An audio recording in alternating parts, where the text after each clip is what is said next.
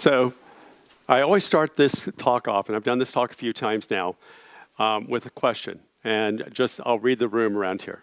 But what's the difference between a mean, a median, and a mode? And I can tell you, by the way, I can look around the room, you can see people's brains turn. And everybody immediately assumes that they know what a mean is. About 50% come out with what a median is, and somewhere around 20% actually still remember what a mode is for that.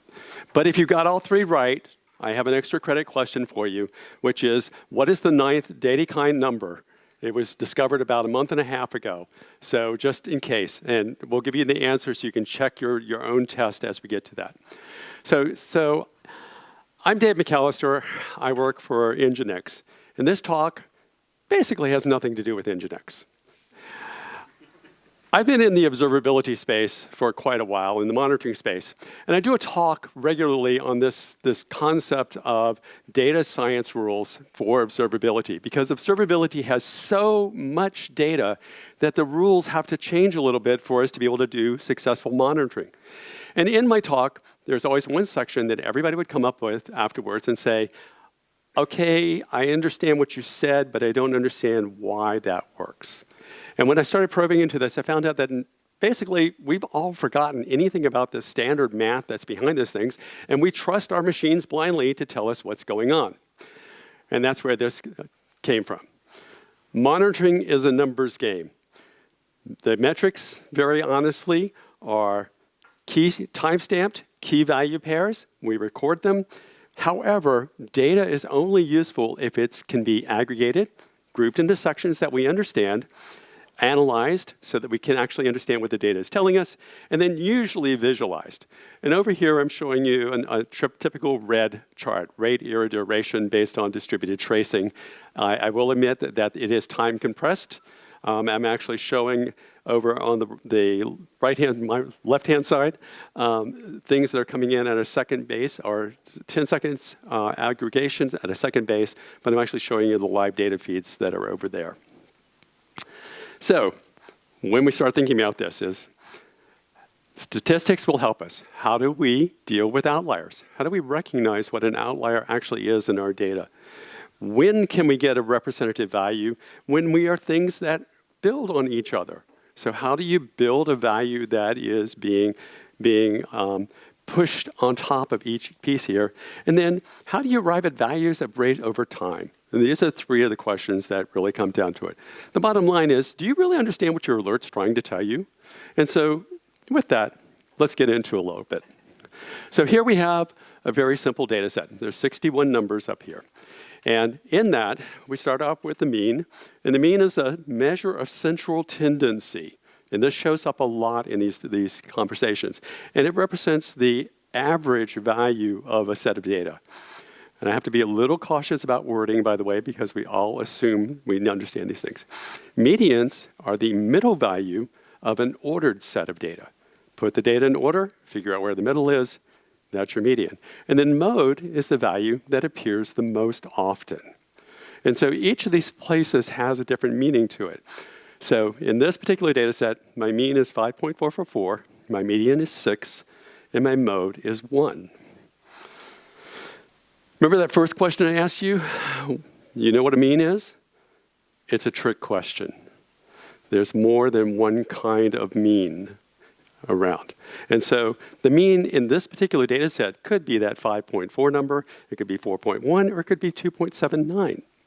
It depends on which mean you're actually using. And so we have arithmetic means, which is what all of you thought about when we started this conversation. We're going to have harmonic means, or what we originally called subcomponent means, geometric means, trimmed means, weighted means, moving weighted means, or double exponential moving weighted means. So there's lots of different choices that come into play here. Each of these has its own use. Each of it has its own fit. Each of it is already implemented in most monitoring software. If it's not, by the way, we'll talk about this, almost every piece of monitoring software on the face of the planet will let you make an R call. It's very easy to build these things. They give you different results. And the results have different meanings and have different uses for that. But it makes things a little easier to compare. So let's start with arithmetic. This is what every one of you thought about when I said a mean. for this. Add them together, divide by the number of items, and that's your mean. So in a load balancer example like this, I've got 3 systems that are serving. You can see the numbers here. My arithmetic mean request is 200 requests per second. This is almost always the one we use. It's simple, it's clean, and everybody understands it. You'll find out that it has an interesting gotcha. It always weights the biggest number the heaviest. And so your mean will actually always shift to the higher values rather than to your lower values for that. It also is assumed that the mean is the 50% mark. That's only true if the mean is 0 and the standard distribution is 1. Other than that, it is not the 50% mark. But the mean is what we use, and we use this quite often because it's easy to calculate. And so we usually use this when we're looking at that time strip where we're adding new data to the system all the time. It is a very simple calculation. So geometric, next step down into the Pythagorean means here. Multiply all the items together, take the nth root. Until computers came along, you very seldom saw anybody do this for more than 3 items. It gets heavily used in things like finance, interesting enough, where they're comparing 2 sizes of a company before they put them together. And the mean is really good for that. In DevOps space, in this monitoring space, we see it used for the number of deploys per unit of time, or the lead time to changes, or the throughput numbers. So assume that you're a DevOps team, you're running out optimizing the app deployment, and each of your sprints, you're measuring how much better you were than the previous sprint. And your numbers come out like this, 5, 10, 3, and 7. How well are they actually doing? If you look at the arithmetic mean, it is actually going to give you an incorrect answer. As in this simple example, they're close together, but they're not quite the same. When we build this, you can see this, that we are pulling off how much time they're actually spending, and we can find out that their actual geometric mean is about 0.937, or they've improved about 6.3%. So if one of those numbers went up to 20, that number still stays in that middle range. It doesn't overestimate, nor does it underestimate the central point that fits into. So the last one, harmonic mean, and it's got the name harmonic mean because it actually applies really well when we look at musical structures and musical theories for this. Take the sum, take the reciprocals, add them together, divide that into the number of items. And when this does, it lets us look at multiple systems that are almost independent. And so we can look at things that are not happening as we expect them to do, or where they're really, really random in behavior for that. And in DevOps, we see it performance within range. How close are we being in range for this? Or complex environments where we have lots of little things coming together that are not necessarily related. It's really useful for outliers. And we'll talk a little bit about what that happens to. Using the same load balancer experience, harmonic mean comes back to 150 requests per second on average. If you were to put those 3 systems together, 3 times that would give you basically what your throughput on a single system was. And if you reflect back to the original arithmetic mean, it worked out to 200. What we see is when we look at this behavior, we actually will come out closer to that smaller number in almost every case. So this is an example that came out in a discussion after my talk once. And the person was a consultant, and he goes in and he talks about open telemetry and distributed tracing. And he said what he does is he takes the latency and multiplies it times the throughput, and he gets a metric, which, by the way, is a shorthand term for a geometric mean. He's just not taking the square root of those. The question then becomes, what's more important in the equation? Latency or throughput? Because if you look at this, I can have latencies and throughputs that vary drastically, but get that same mean number. And so what I did was I simply graphed it across all of these pieces. We're really good at lying to ourselves about statistics, and this is an example of how we're really good about lying to ourselves about statistics. This chart is really fascinating, and has no useful meaning for this. It does highlight something real interesting, and I've talked about this. Down here, you'll notice that the harmonic mean is always the lowest value. Harmonic means weight the smallest number the most. Geometric means will always fit in the middle. And geometric means fit in the middle because they're really kind of nice. So if you're looking at central tendencies, geometric means are really useful. And arithmetic means will always weight the highest value the most. Quick side thing, why don't we use these things more? Well, if you've got any math background, you may have caught on to a small problem with geometric and harmonic means. If you remember, geometric means are multiplied together. If you have the number 0 in your set, you're dead. Okay? Harmonic means are the reciprocals. Divide 0 into 1 for me and then add it to everything else and see what you get. If you are dealing with a number set that is not in a 0, then you're probably pretty safe to do this. Or can you trim it so it doesn't have zeros? Then you can use those. But arithmetic means are the only one of the traditional means that will handle zeros correctly. So let's step to median.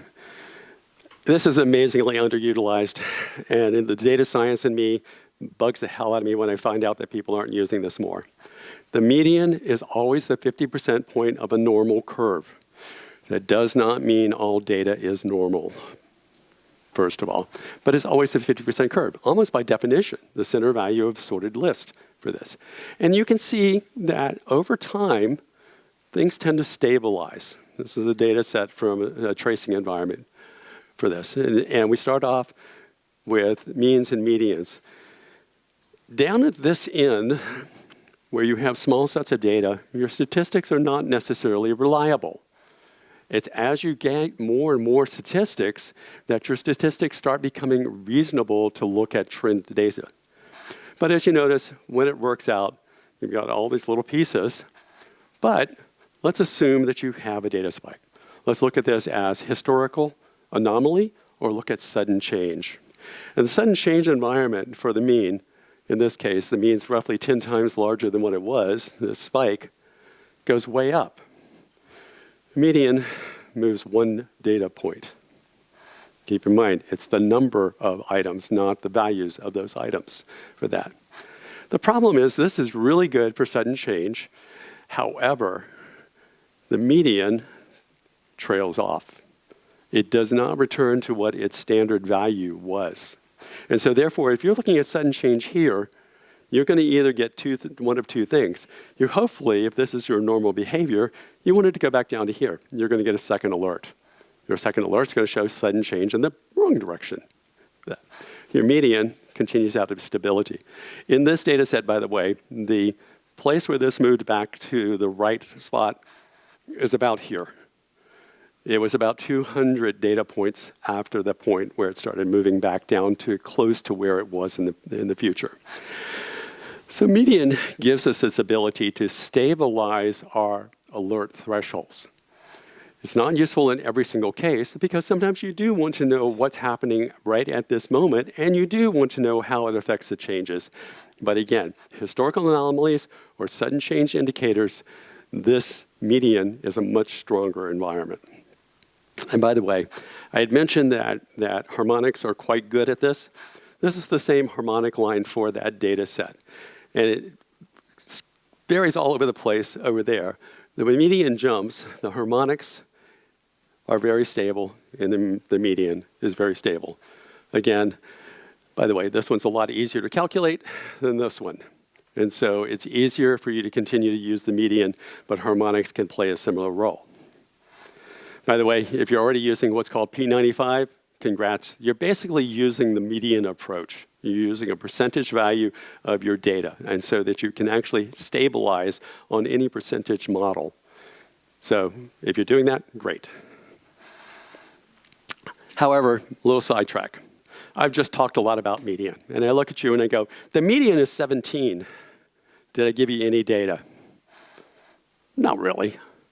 Median is 17, and my range is 0 to 100. gives you where it fits. And there are lots of ways we measure variability. We can measure variability with standard deviation, this thing called the interquartile range. The one I just gave you an example is the range itself.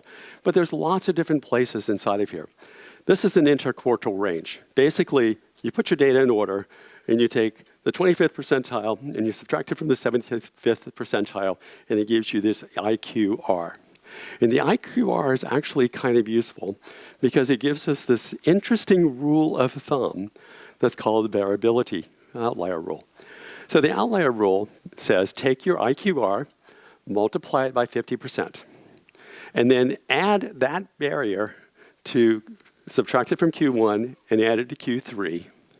Visually, it looks like that. And anything that's to the left of Q1 or to the right of Q3 is likely to be an outlier. So this is a really simple, really useful model for being able to identify candidates for outliers without having to go through and do trend analysis. There's no math behind it. It's a rough rule of thumb, but it actually works out to be correlation-wise pretty accurate. Okay, mode.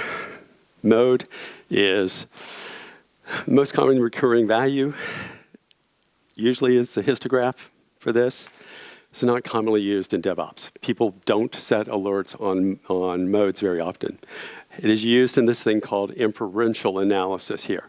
And we find it in log analysis, where we'll start looking for, the most common errors that occur, or user interactions, the way that a user goes through an environment, or even security monitoring, where we're looking at the types of attacks that are going on. This is where the mode comes into that. But it leads us to this next thing. My next slide track here, descriptive versus inferential. Descriptive statistics use every single piece of data. You have a full data set. You use it all. Inferential uses a sampled data set to do that same work. They're both useful. Inferential tends to get used a lot more for testing of potentialities, whereas descriptive gives you the result that has to be there. There's no other data that's around it for that. When we use inferential, it leads us into sampling. And sampling, particularly in observability, is a real painful term for that. Monitoring is a data problem, very honestly. Observability, the traditional three classes of metrics, traces, and logs. We now have events, forgotten what the others are. There's a new acronym out called Temple. So we actually have 6. We can have tons of these things appearing. This data is massive. I had a customer who used to do 43 terabytes of log files an hour. They added tracing, distributed tracing to it. The number went to 92 terabytes per hour. You can't deal with that descriptively in anything close to being able to reaction time frame. So we have to do sampling.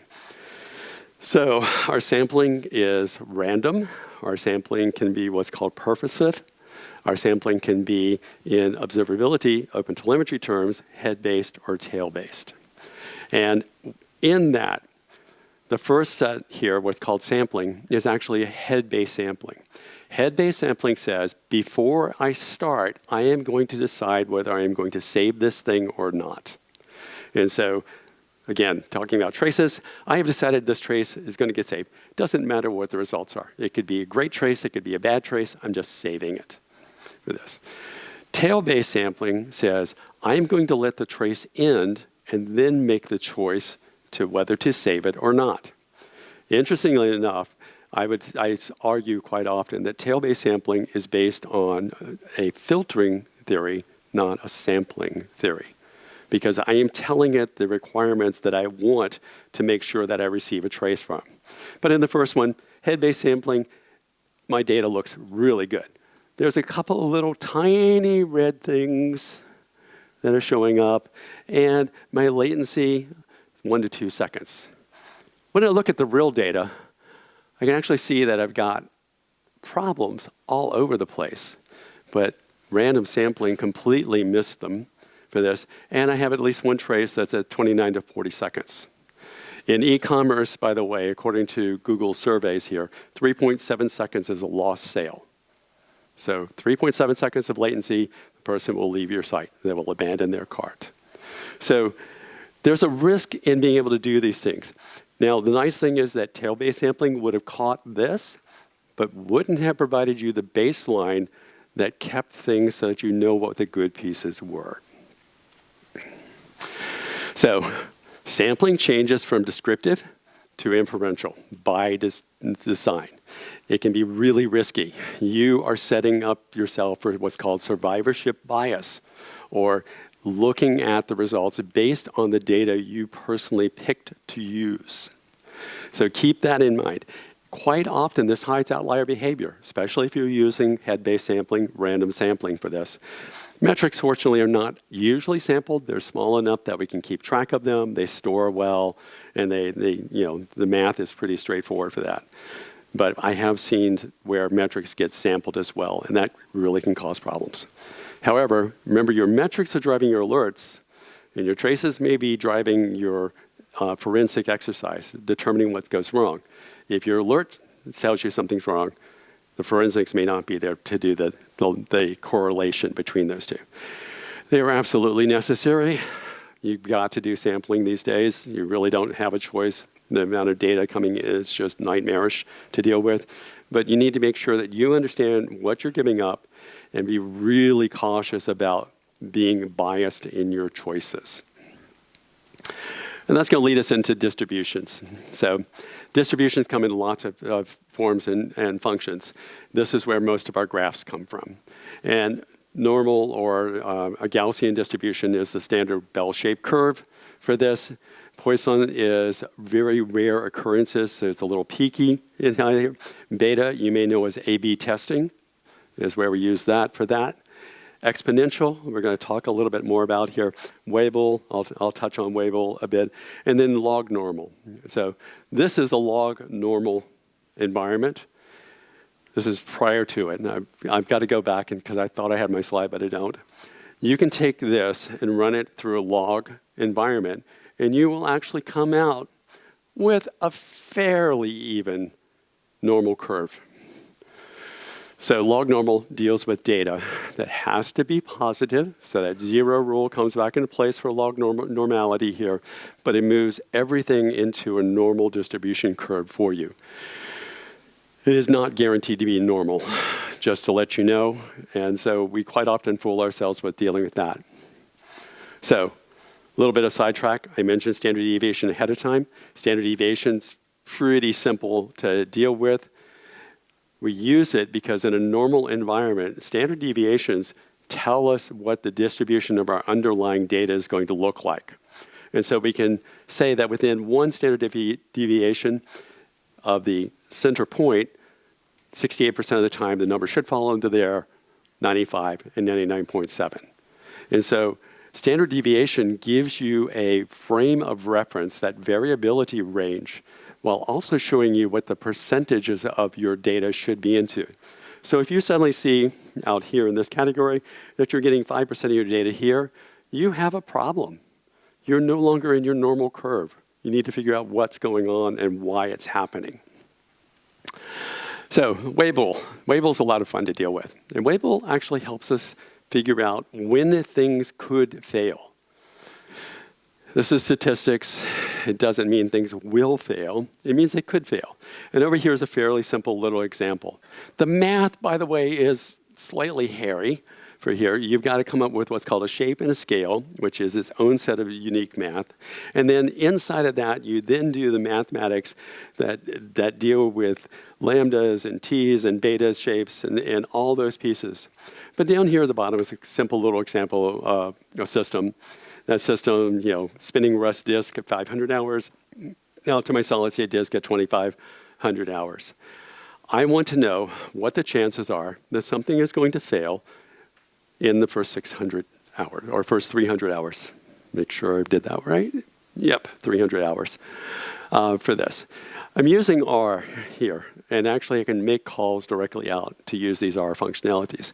I give R my data, and it comes back and gives me a shape and a scale. First two numbers that I need over here.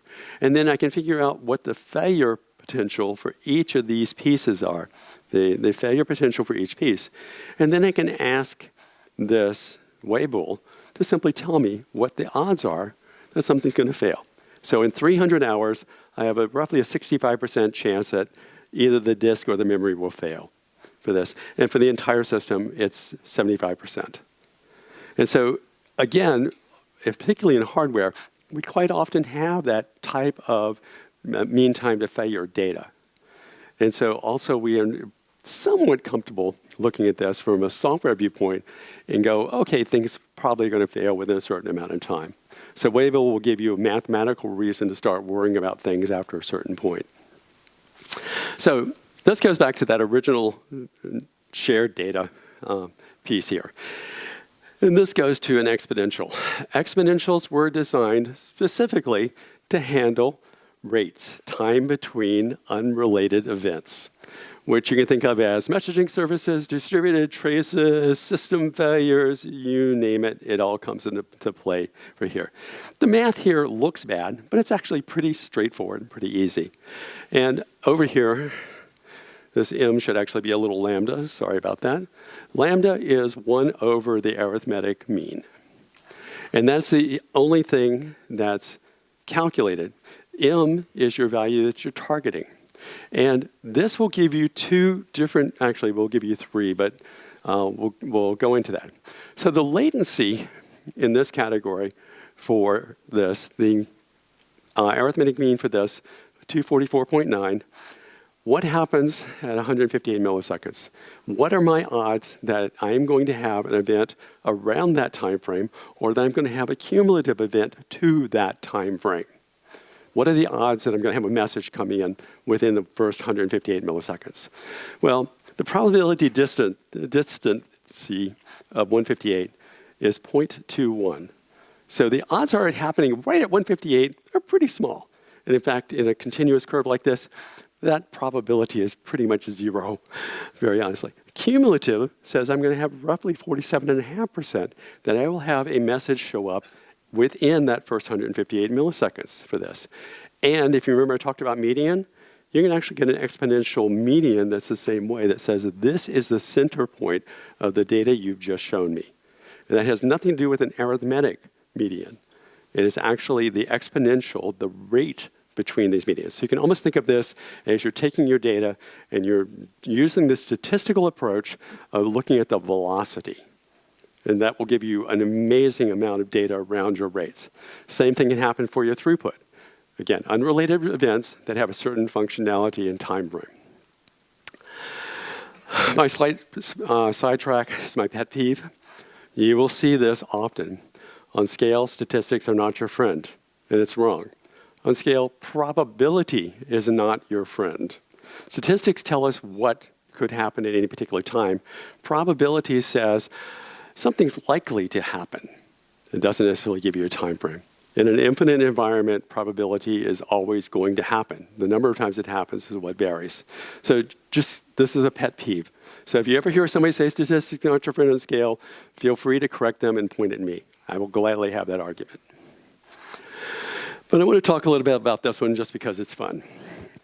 This is Bayes' theorem, which gets us into this thing called conditional probability.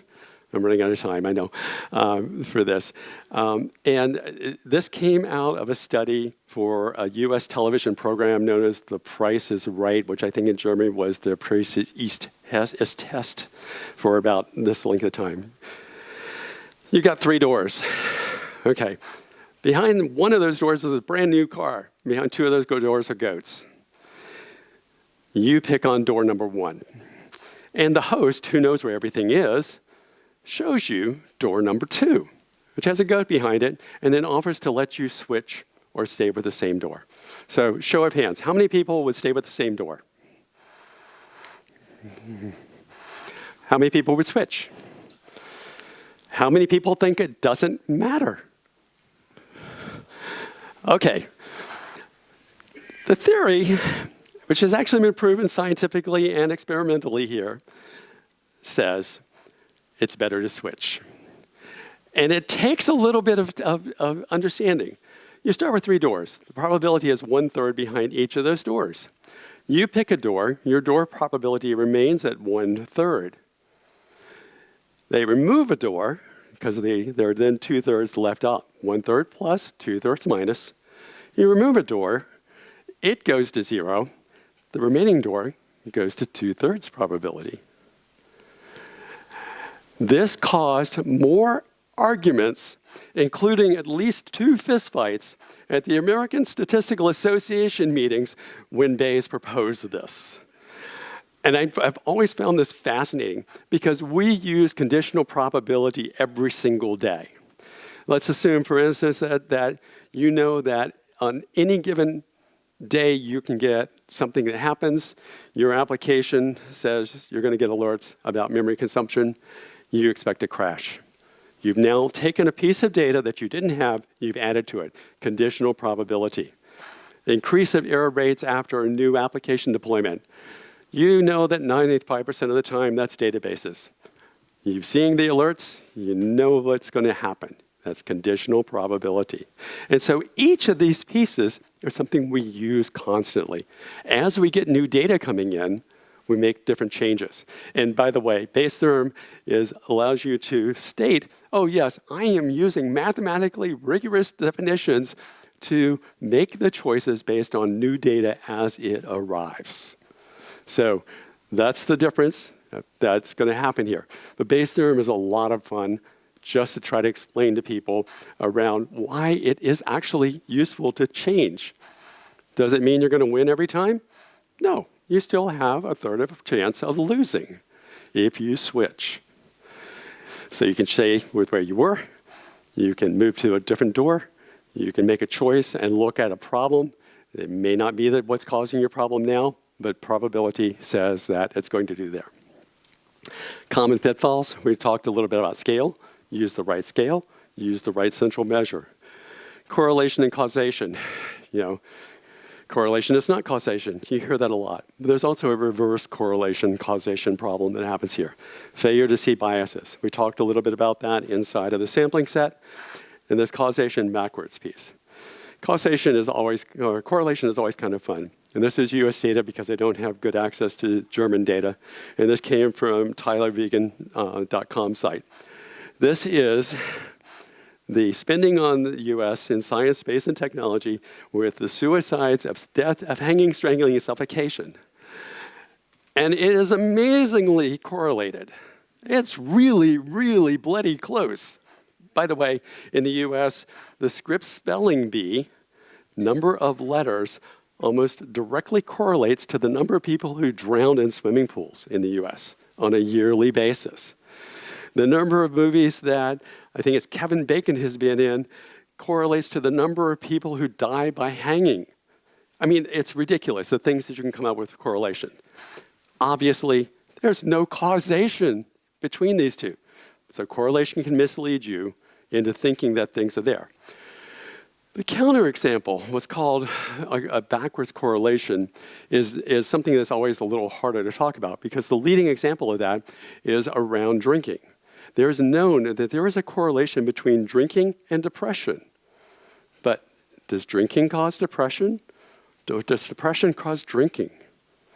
We actually all know that end users cause drinking, but nonetheless, that's the model.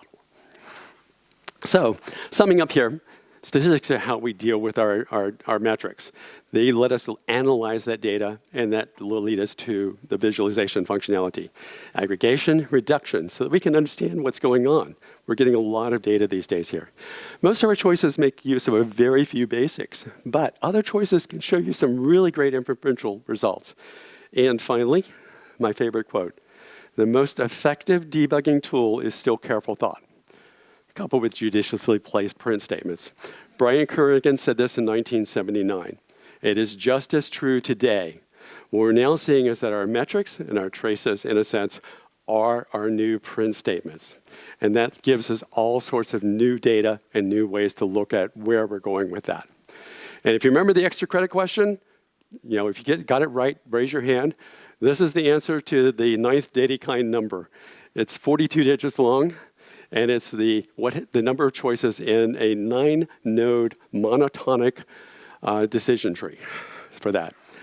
With that, thanks. This is where you can find me. My slides are always on GitHub. And if you need to find me, you can find me on the Nginx community.